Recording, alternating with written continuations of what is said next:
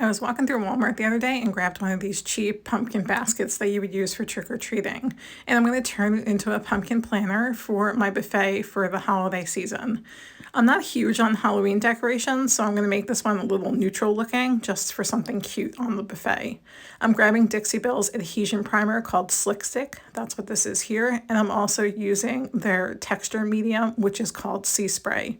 I'm mixing it up until it comes into like a pudding or brownie mix consistency. And we're going to stipple that on the entire pumpkin. So it gives you this really chunky finish, and that Slick Stick is going to help it adhere to that really shiny plastic.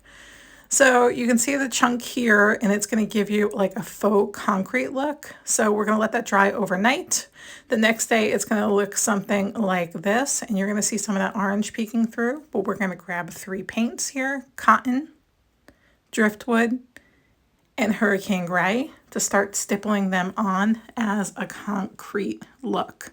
So I'm going to grab a chip brush, a plate, put some paint on the plate, and then just come around adding those colors all over the place. You can start with one color and then come back and add the other one, or you can just use the same brush and just keep dabbing it into the different colors. While the colors are wet, they look kind of vibrant and they don't look like they meld together, but when they dry, they actually look a lot better together, and they kind of tone it down a little bit.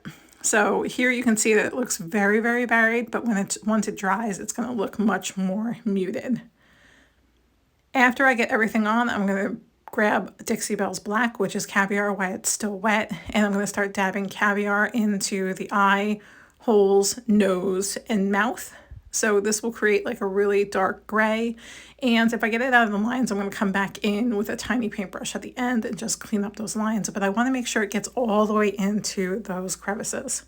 You can see that I did not paint the inside of the pumpkin. That's because I'm going to be adding flowers and vines. And again, it's going to sit on my buffet. So I'm going to add some fall flowers, maybe some other pumpkins, some leaves, vines, that kind of thing.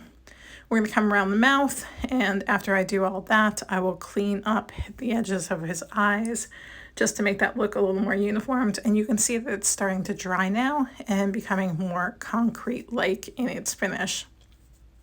I think he's just going to be really, really happy on the buffet.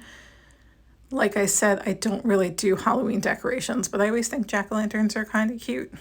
So here goes my small brush. We're just going to wisp out around his eyes and just blend in some of that black so it doesn't stick out so much. And I think he came out adorable. I got him all spruced up and on my buffet. And tell me if you would do this project yourself.